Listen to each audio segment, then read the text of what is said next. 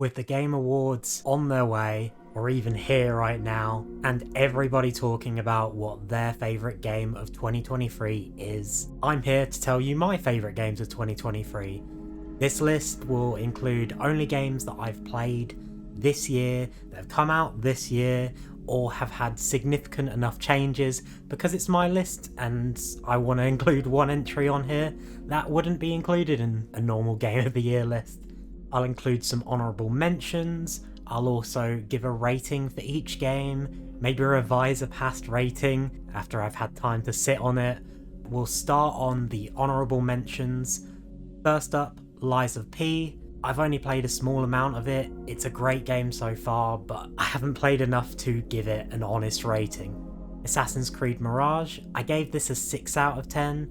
It was quite disappointing, it was short, relatively bland story-wise, but it excelled in its main assassination missions, but they were just few and far between. It was a good game, but it just felt like a filler entry for the series. Mortal Kombat 1, I gave this an 8 out of 10.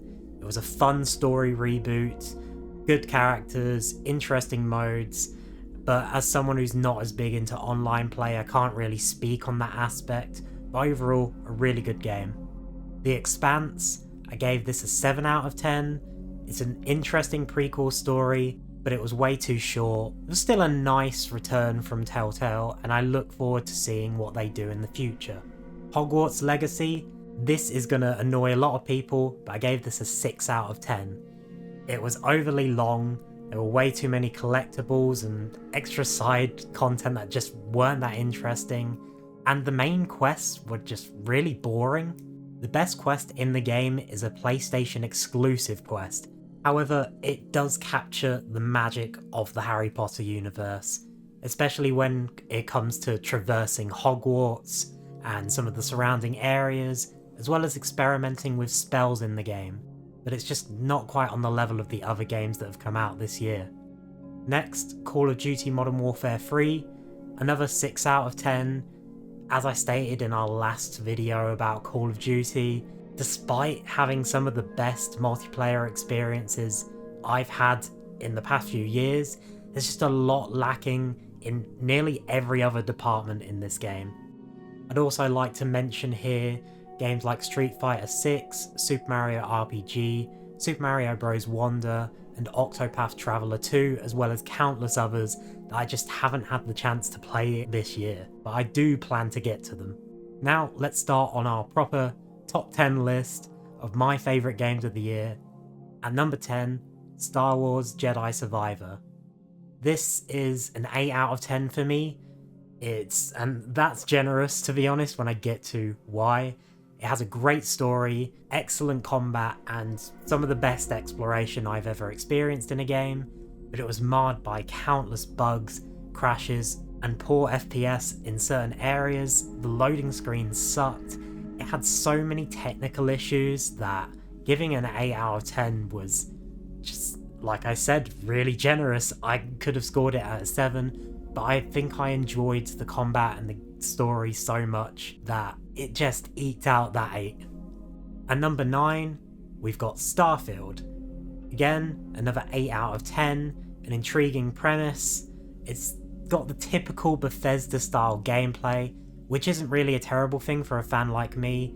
Fallout New Vegas is one of my favourite games ever, if not my favourite game ever, so I don't have too many complaints there, but the game does feel like it's being held back by its dated mechanics, and in a lot of ways a failure to innovate like many of the other games on this list have.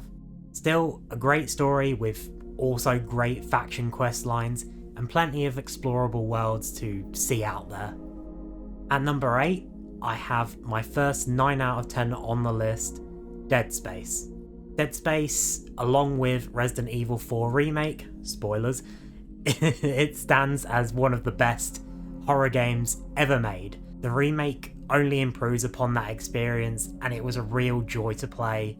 I kind of want to hop back on it very soon, but I'm holding out hope that a Dead Space 2 remake gets announced, and then maybe I'll play both back to back. But yeah, another excellent entry to an excellent year. And we'll move straight on to number 7 because they're very closely linked. Resident Evil 4 Remake is sitting at a 9 out of 10 for me, just like Dead Space, and I already said what I said. They're both two of the best horror games ever made, and this is an excellent reboot which pretty much improves in nearly every way. Even though it removes some content that I was disappointed about, it's still one of the best horror games of the decade, and includes one of the greatest DLCs in separate ways that I just really loved this year. At number 6, and maybe my most controversial pick so far, I have The Legend of Zelda Tears of the Kingdom. I know, it's gonna win maybe loads of people's games of the year. It's at a 9 out of 10 by the way, for me. It's still a 9 out of 10, and despite being a clear improvement on Breath of the Wild, it just has the problem of being released in one of gaming's best years. A fantastic addition to the Nintendo Switch's roster, with a much improved story over the original and an even better open world.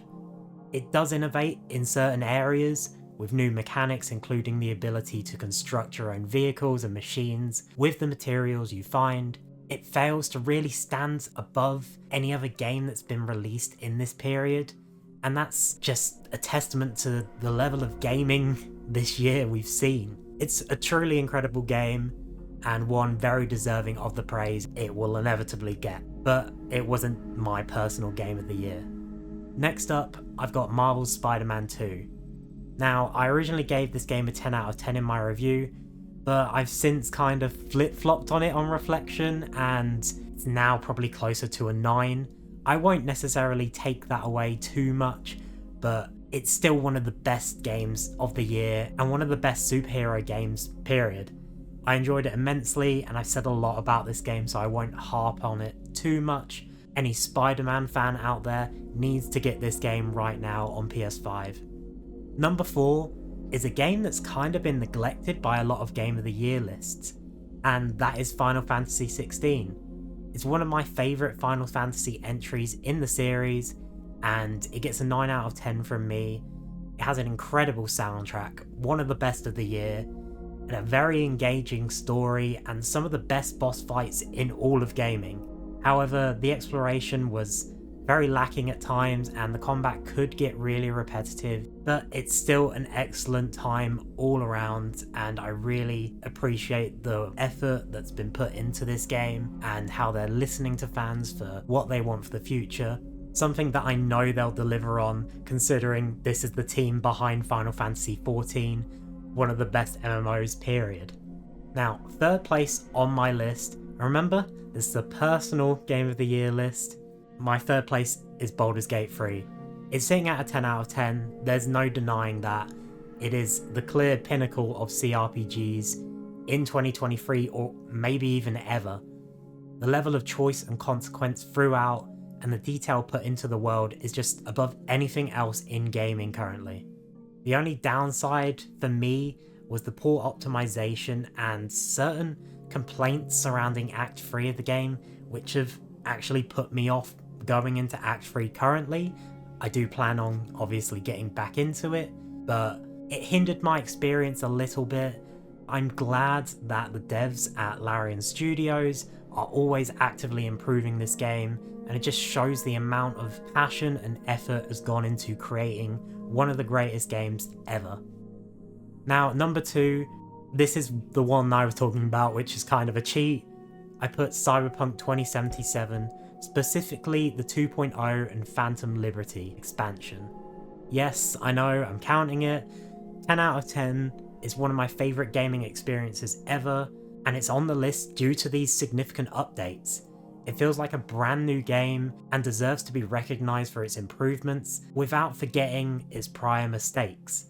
It's a great example of a development team that knew they had an issue and decided to actually put some effort into fixing that issue instead of just abandoning the game and moving on. I don't necessarily support the fact that the game came out in that state originally, and I've said this many times before, so please go check out my review on this game. Just an incredible experience, and if you haven't picked up Cyberpunk yet, pick it up now. This is the best time to play it. There's a new patch update coming out, or It might even be out now with some additional stuff like a metro system, and just the amount of effort they put into this game this year has been incredible, and I think it deserves a spot in my personal list. And at number 1, I have Alan Wake 2. This is a 10 out of 10, an 11 out of 10. It's one of my favourite games of the year and one of my favourite games of all time. I've been waiting for Alan Wake 2 for a very long time. I was a fan of the original, I loved Control, I loved Quantum Break, I love American Nightmare even. This is just one of my favourite universes in gaming, and to see Alan Wake 2 finally come to life, it's a dream come true. The voice acting in this game is phenomenal, the live action acting is phenomenal. I know if you haven't played the game, you're in for a treat. The gameplay is just as fun as ever, way improved over the original, and the story is one of the best stories in gaming. Nothing really comes close this year, maybe Cyberpunk, but yeah, Alan Wake 2 was just a mind-bending experience and fully deserving of number 1 on my personal Game of the Year 2023 list. I hope you've enjoyed this video.